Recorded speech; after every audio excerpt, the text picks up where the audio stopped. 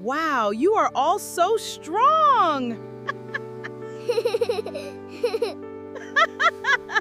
We won!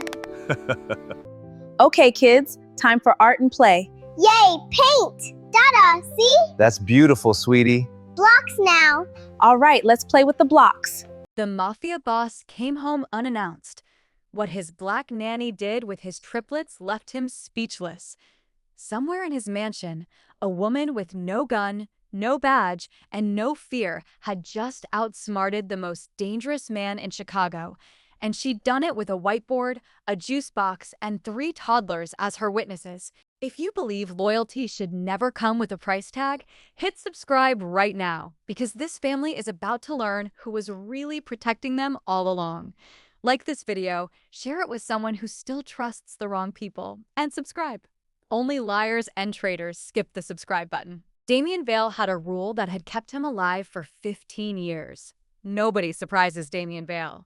Not rivals, not federal agents, not the men who occasionally tried to redecorate his warehouses with explosives. He controlled the timing of every deal, every funeral, and every creak of every floorboard in his Chicago mansion. So when his flight from Prague landed 6 hours early because a nervous supplier suddenly remembered he had children he'd like to keep alive, Damien didn't call ahead. Old habits. Walk in unannounced. Catch the world doing whatever it does when it thinks nobody dangerous is watching. He should have called ahead. The silence in his own foyer told him something was wrong before his brain had finished processing that he was home. Not the peaceful kind of silence. The expensive kind. The kind that usually preceded either a surprise party or a body count. And in Damien's line of work, both were statistically plausible outcomes of the same Tuesday. His head of security, a mountain of a man named Grady, who'd once taken a bullet meant for Damien without blinking, suddenly found his own shoes fascinating. The housekeeper murmured something about coffee and evaporated. Even the marble lions flanking his staircase seemed to be judging him, and marble lions did not typically have opinions. Then he heard it. Laughter, drifting down from 3 floors up, tangled with a voice that was not on any payroll sheet he'd personally, exhaustively vetted. His children's laughter. His triplets. Damien's hand drifted toward the inside of his jacket, pure 15-year reflex.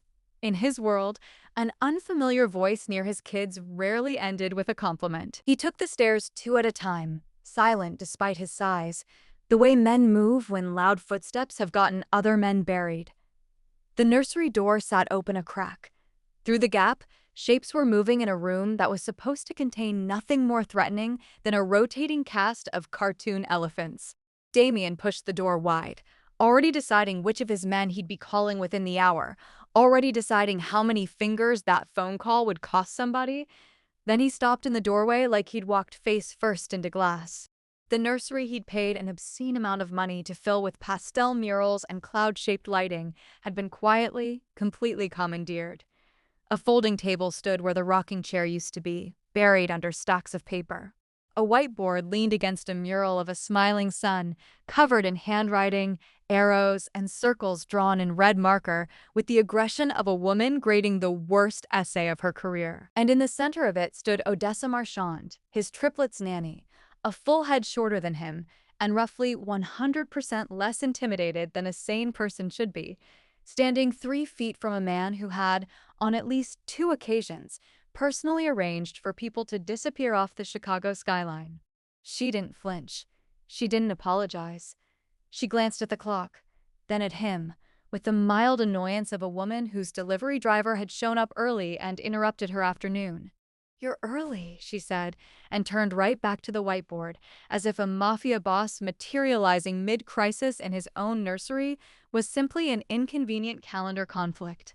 Behind her, the triplets sat cross-legged on the rug, gloriously unbothered, juice boxes in hand, pointing at a photograph clipped beneath the red marker circles. Josephine, the self-appointed CEO of the trio at not yet 4 years old, looked up at her father with the solemn gravity of a toddler delivering a courtroom verdict. "Daddy," she announced, "that man is a big fat liar." Damien followed her tiny finger to the photograph. He recognized the face instantly. One of his own lieutenants, a man he'd trusted with keys to buildings that officially didn't exist. For the first time since he was 19 years old and burying his own mistakes in concrete, Damien Vale stood in his own house with absolutely no idea what was happening in it, outmaneuvered in his own nursery by a woman who hadn't even bothered to put down her marker. The presentation began exactly the way Do-hyun liked things to begin, with everyone in the room too afraid to breathe wrong.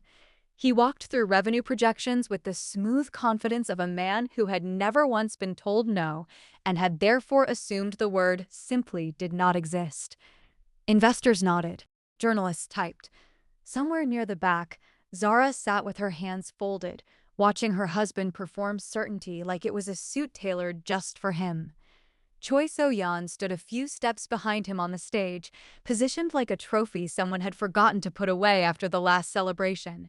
She kept glancing at Do-hyun with the expression of a woman rehearsing her own promotion speech in her head, adjusting her blazer every few minutes as though it might suddenly announce her as CEO through fabric alone. Then came the moment the entire room would replay in whispered conversations for months afterward. Do-hyun paused his presentation, turned toward the audience, and made an announcement that had nothing to do with shipping routes or quarterly earnings. He gestured toward So-yeon and declared, in front of investors, executives, and several very confused journalists, that she was the woman who truly belonged beside him in Kang Global's future. He said it the way men say things when they have mistaken applause for agreement, smiling as though he expected the room to throw flowers instead of side eyes. A few executives shifted in their seats. Somewhere near the front row, a coffee cup was gripped so tightly it nearly surrendered its structural integrity. Then Do-hyun did something even his harshest critics would later admit surprised them. He turned to Zara, sitting quietly in her second-hand coat, and asked, loud enough for every camera to catch, whether she had dressed for a funeral or simply forgotten where she was. He said her plain appearance embarrassed a company trying to project prestige. He said it with the casual cruelty of a man who had never once imagined consequences applying to him personally. The room went silent in that specific way. Rooms go silent when everyone present is doing rapid mental math about how quickly they can update their resumes and pretend they were never there. Do-hyun was not finished. He turned to security and, with the tone of a man ordering an inconvenient delivery to be returned, instructed them to escort his wife out of the building. If you believe loyalty should never be traded for a prettier smile, hit that like button right now. Share this with someone who has ever been underestimated. Only people who secretly root for men like Do-hyun, cowards who mistake cruelty for power, would scroll past without hitting subscribe. Zara did not cry. She did not argue. She simply rose from her seat with the calm of a woman who had already read the ending of this particular story and found it mildly amusing. She smoothed her coat, the same coat Do-hyun had just insulted in front of cameras, and walked toward the exit with the posture of someone leaving a party that had grown boring long before dessert arrived. Seo-yeon watched her go with the satisfaction of a woman who believed she had just won something, unaware she had only auditioned for a much smaller role than she thought. Employees along the hallway lowered their eyes as Zara passed, some out of pity, some out of fear of being associated with whatever had just happened, and a few, quietly, out of shame for staying silent while it unfolded. Zara did not blame them. Fear had a way of making good people forget their own spines, and she understood that better than most. She reached the glass doors of Kang Global's grand entrance just as the morning sun hit the marble floor, and for a moment, the entire building seemed to hold its breath. Outside, a sound began to build. Engines. Not one or two, but an entire convoy of them, the kind of sound that made security guards straighten their posture without being told why. Zara paused at the door, glanced back at the stunned room behind her, and allowed herself the smallest smile. Somewhere outside, doors were beginning to open. Damien sat. It wasn't a decision so much as a surrender, his knees making the choice his pride refused to make on its own. He lowered himself into a small pastel armchair, clearly built for reading bedtime stories, not for absorbing betrayal, his large frame absurd against the tiny furniture, And for once in his life, he didn't care how ridiculous he looked. Odessa pulled a folder from beneath the folding table, the kind of folder that should have been locked in a vault somewhere, not sitting under a stack of coloring books. She opened it and turned it toward him without ceremony, the way a doctor delivers a diagnosis nobody wants to hear twice. Photographs, financial records, transcripts of phone calls, time-stamped and organized with a precision that would have impressed his own accountants, if his own accountants had ever bothered to look this closely at anything. At the center of it all, circled in the same aggressive red marker as the whiteboard, was a name Damien had known his entire life. A name that belonged to the boy who taught him to ride a bike in a Chicago alley 30 years ago. The same boy who later taught him how to disappear a problem so thoroughly the ground never remembered it existed. His brother. "That's not possible," Damien said, and even to his own ears, it sounded like the kind of thing men said right before finding out exactly how possible something was. "I wish it wasn't," Odessa said, and for the first time since he'd walked into the nursery, her voice lost its edge, softened into something almost apologetic. "But I've watched him make 4 calls from that office in the last 2 weeks alone, always when he thought the house was asleep, always about a buyer who's very interested in knowing your schedule before you do." Damien flipped through the documents with hands that had held guns without shaking, hands that suddenly felt unsteady holding paper. Wire transfers routed through 3 shell companies, each one a little too clever, a little too careful, exactly the kind of caution a man learns from watching his own brother build an empire out of exploiting other people's carelessness. Dates matching 2 ambushes. Damien had survived through pure luck. Luck, he now understood, had nothing to do with it, and everything to do with someone simply not being quite ready to finish the job yet. "I trusted him with everything," Damien said quietly, mostly to himself. "My children, my territory, my back." "I know," Odessa said. "That's exactly why it worked." The words landed like a slap, not because they were cruel, but because they were true. And Damien Vale had built an entire empire on the principle that the truth, however ugly, was always more useful than comfort. Somewhere behind him, Theo let out a delighted shriek over a toy that had rolled under the changing table, blissfully unaware that the fate of the entire household had just cracked open in the same room as his stuffed dinosaurs. "Why didn't you come to me the moment you suspected?" Damien asked, though the question carried none of its usual menace, only something closer to exhaustion. "Because a scared, half-finished accusation gets a nanny fired and a family exposed before the truth is ready," Odessa said simply. "And because, Mr. Vale, with respect, you weren't due home for another 6 hours. I intended to hand you this exact folder tonight, fully finished, fully proven, the moment you walked through that door. You just happened to walk through it early."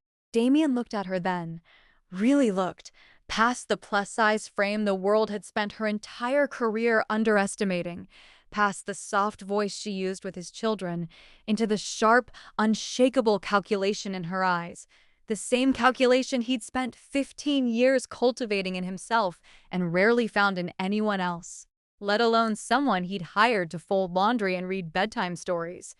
"You should have told me you were this dangerous during the interview," he said finally, and something in his voice, for the first time all afternoon, almost sounded like respect. Odessa allowed herself the smallest smile. "Nobody ever asks the nanny the right questions, Mr. Vale," she said. "That's rather the point." Outside the nursery window, the Chicago sky had begun its slow slide into evening, and somewhere across the city, Damien's brother was almost certainly pouring himself a drink, entirely unaware that the ground beneath him had already been quietly, meticulously mapped for collapse. Dinner that night was scheduled for 7 o'clock, same as every night, because Damien Vale believed that even empires built on blood needed a fixed point of normalcy, and in his house that fixed point was a dining table long enough to land a small aircraft on. What made tonight different was that Damien had personally, quietly, made sure his brother received the invitation with extra warmth, extra familiarity, exactly the tone a man uses when he wants his target relaxed before the trap closes.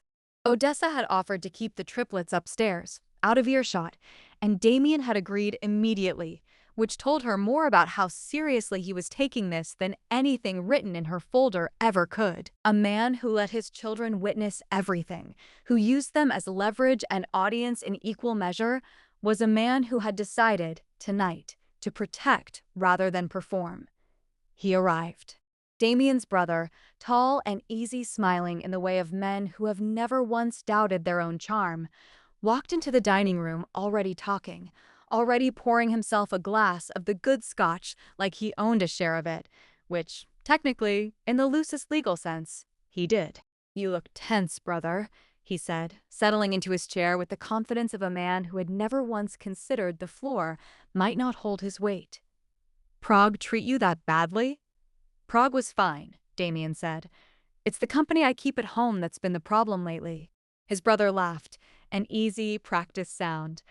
"Ah, the nanny. Grady mentioned she's been busy." Turning the nursery into a war room, of all things. "You should really vet these people better, Damien.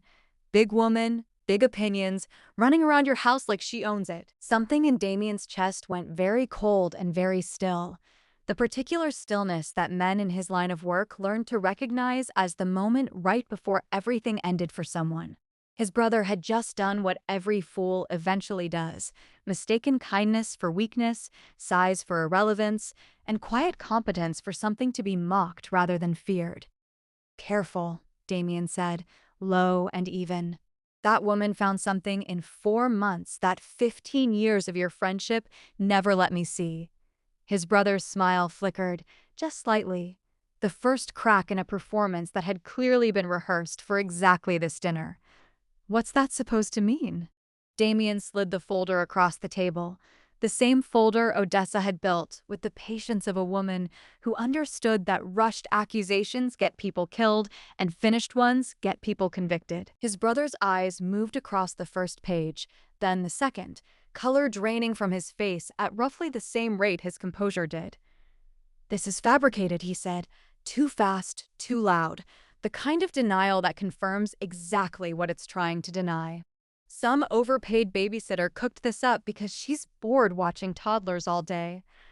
"That overpaid babysitter," Damien said, standing slowly, "has protected my children better in 4 months than you managed in 30 years of being their uncle."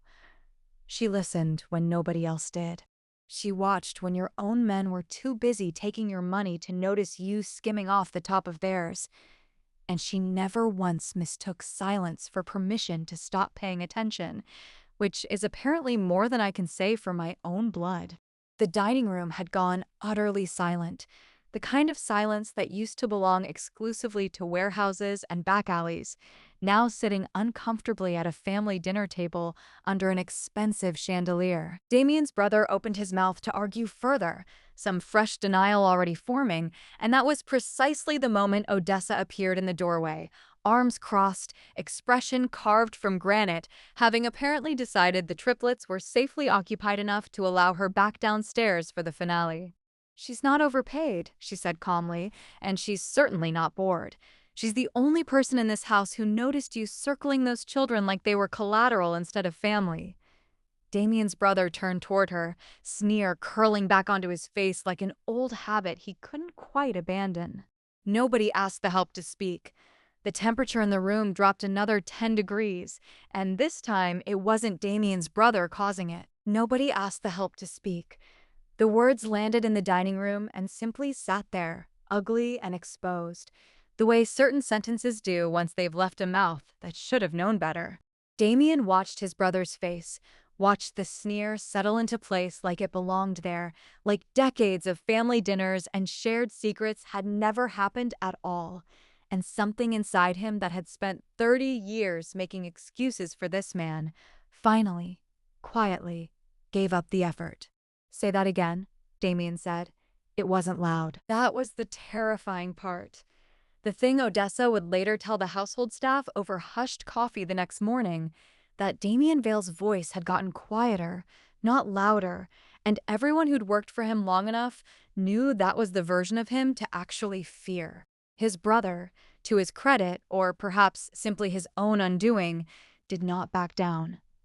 20 years I built this family's reputation alongside you, he said, standing now, chair scraping against imported hardwood. 20 years, and you're going to take the word of a nanny over your own blood? I'm going to take the word of the only person in this house who actually protected my children, Damien said, over the word of the one person who apparently spent those same 20 years selling us out to the highest bidder. Odessa remained in the doorway, arms still crossed, saying nothing further, because she understood, with the instincts of a woman who had spent 15 years reading rooms full of people who didn't want to be read, that this particular fight no longer needed her voice in it. This one belonged to the brothers. His brother's composure cracked fully then, the mask sliding off in real time. "You have no idea what it's like living in your shadow," he spat. Damien gets the empire. Damien gets the loyalty. Damien gets the fear and the respect and the corner office. And what do I get? I get to be the brother, the backup, the spare, until somebody finally offered me a way to be worth something on my own. "So you sold my children's safety," Damien said, voice still low, still terrifyingly controlled, to feel important. "I sold information," his brother snapped. "I never touched those kids." "You didn't have to touch them," Odessa said quietly from the doorway, unable to hold her silence any longer despite her earlier restraint. "Every phone call you made from that office, every buyer you courted with details about this family's schedule, you were putting a target on 3 toddlers who trust you enough to call you uncle. That's not distance from the danger. That's the danger." Damien's brother's jaw tightened, but for the first time all evening, he had nothing ready to fire back, because the truth of it had finally landed somewhere he couldn't argue his way around. Damien crossed the room slowly, each step deliberate, until he stood close enough that his brother had to look up slightly to meet his eyes, an indignity Damien was fairly certain had never happened between them before. For a long moment, neither man spoke. The chandelier hummed faintly overhead. Somewhere upstairs, muffled through 3 floors of marble, one of the triplets laughed at something, blissfully unaware that their entire family's foundation had just been rearranged. "You have until morning," Damien said finally, "to be gone. Not just from this house, from the city, from every deal, every contact, every warehouse you've ever set foot in on my behalf. If I see your name attached to anything that touches my territory again, the conversation we have next won't happen at a dinner table." His brother's face went through several emotions in rapid succession: disbelief, anger, and finally something that looked almost like relief. The exhausted relief of a man who had been carrying a lie so long that even its violent collapse felt lighter than the weight of continuing to hold it up. Without another word, he set down his Scotch glass, straightened his jacket with the last scraps of dignity available to him, and walked out of the dining room, out of the house, and, as it would turn out over the following weeks, out of Chicago entirely. The silence that followed was different from the silence Damien had walked into that afternoon. That one had been dangerous, expensive, the kind that preceded disaster. This one felt, strangely, like the first clean breath after a long illness. Odessa uncrossed her arms and moved toward the table, gathering the folder with the same brisk efficiency she used for gathering scattered toy blocks off the nursery floor. "You did the right thing," she said simply, not as comfort, just as fact. "I almost didn't see it," Damien said, still staring at the doorway his brother had disappeared through. 15 years of training myself to notice every threat in every room, and I missed the one standing closest to me. "That's exactly how the closest threats work," Odessa said, tucking the folder under her arm. "They don't hide behind masks, they hide behind familiarity." Damien looked at her then, really looked, the exhaustion of the evening settling into his shoulders alongside something unfamiliar and warmer underneath it: gratitude, respect, and the distinct, humbling realization that the most dangerous, competent person in his entire organization had been quietly reading bedtime stories to his children the whole time. "Miss Marchand," he said, and for the first time all day, something close to a real smile touched the corner of his mouth. I believe I owe you considerably more than a paycheck. The morning after was quiet in the particular way houses get quiet after a storm has finally passed through and left everyone standing, slightly stunned, assessing what survived. Damien Vale woke before dawn out of habit, the same habit that had kept him alive through 15 years of other men's ambitions, and found himself, for the first time in longer than he could remember, with nothing urgent to plan for. No rival to outmaneuver before breakfast, no shipment to protect. Just a house that finally felt like it belonged entirely to the people who loved it. He found Odessa in the kitchen at 6 in the morning, already dressed, already brewing coffee strong enough to wake the dead, moving through the space with the same unhurried competence she brought to everything, as though dismantling a family conspiracy the night before had been a mildly inconvenient Tuesday rather than the most consequential 12 hours of his professional life. "You're up early," he said, echoing, deliberately, the exact words she'd used on him the day before. "Triplets don't know the difference between a family crisis and a regular Wednesday," Odessa said, sliding a mug across the counter toward him without being asked. "They still want pancakes at 7 sharp." Damien took the mug, sat at the kitchen island like an ordinary man in an ordinary house, and found himself, oddly, in no hurry to leave. "Grady called last night," he said. "My brother's accounts were frozen by sunrise. His usual contacts want nothing to do with him now that the wrong people know what he did. He won't be a problem for this family again."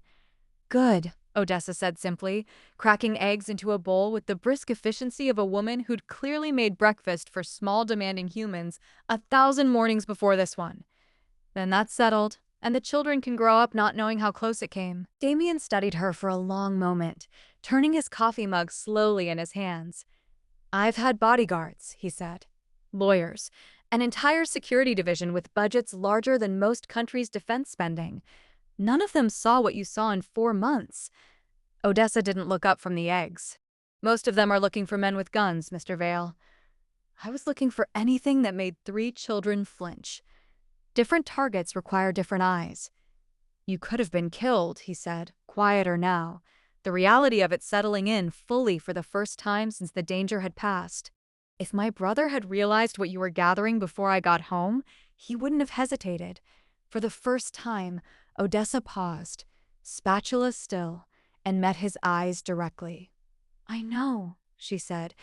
"I made peace with that possibility the day I found the first phone call suspicious.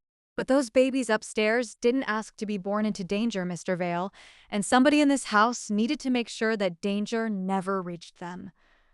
I decided a long time ago that somebody was going to be me, whether or not it was in my job description." The kitchen fell quiet, except for the soft sizzle of eggs hitting a pan, and Damien found himself doing something he rarely allowed himself, sitting still, doing nothing productive, simply absorbing the presence of a person who had, without fanfare or reward, chosen his children's safety over her own.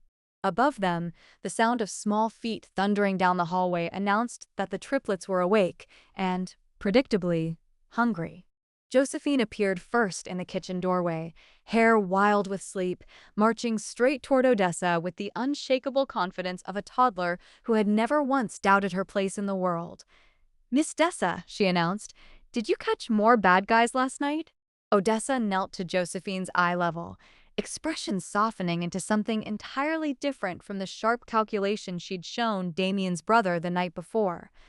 "Just one, sweetheart," she said, "and your daddy handled the rest." Josephine turned her solemn toddler gaze on her father, considering this information with the gravity of a judge reviewing evidence. "Good job, Daddy," she said finally, patting his knee once, as though granting official approval, before turning back toward the stove and the far more pressing matter of pancakes. Damien watched his daughter, watched Odessa return to the stove, watched the ordinary chaos of breakfast reassembling itself around the wreckage of the night before, and understood, with a clarity that surprised him, that whatever came next for this family, it would not be built on secrets anymore. 3 weeks passed before Damien Vale allowed himself to believe the danger was truly over, because men in his profession did not trust silence easily, not even the good kind.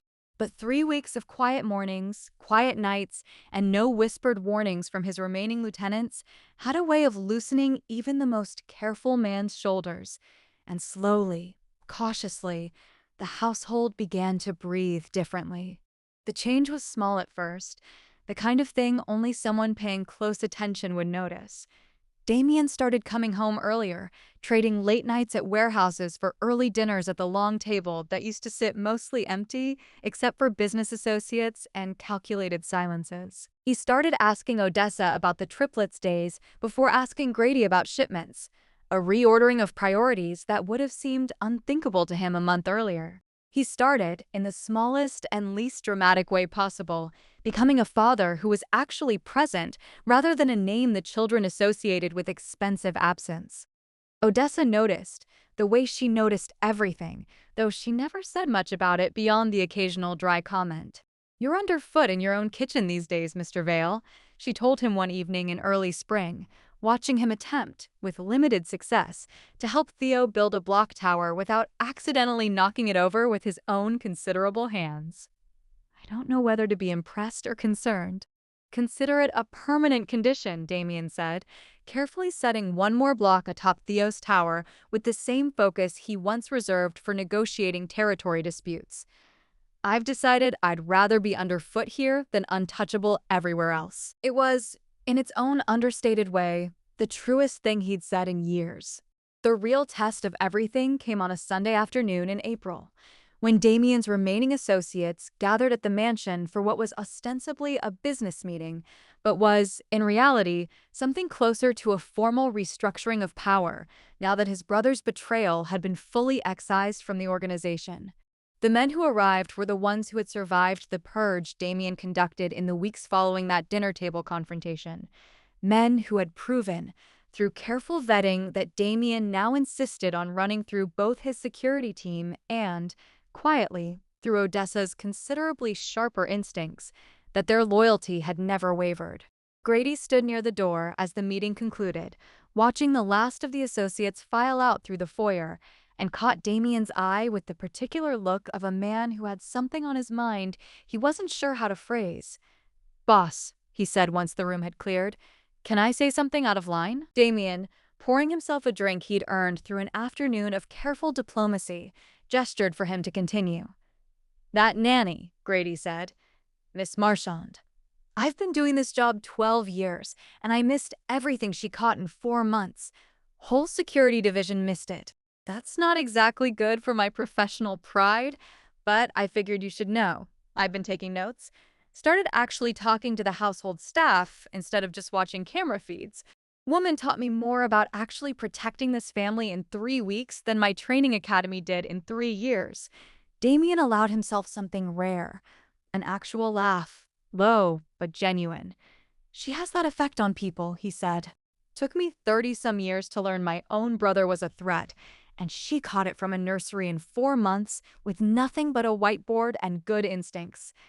I'd say your pride can survive the comparison." That evening, after the last of the business associates had gone and the house had settled back into its ordinary rhythm, Damien found Odessa in the nursery, tucking the triplets into bed with the same unhurried patience she brought to everything, humming something low and warm while Wren fought valiantly and unsuccessfully against sleep. Damien stood in the doorway for a moment, unnoticed, watching the scene with something that felt, unfamiliarly, like peace.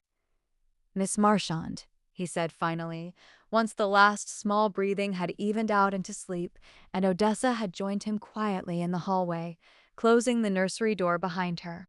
"I've been meaning to ask you something, and I'd like an honest answer." Odessa raised an eyebrow, the same expression she'd given him the very first day, unbothered and entirely unintimidated by the most feared man in Chicago standing 3 feet away from her in his own hallway. "I generally don't give any other kind, Mr. Vale.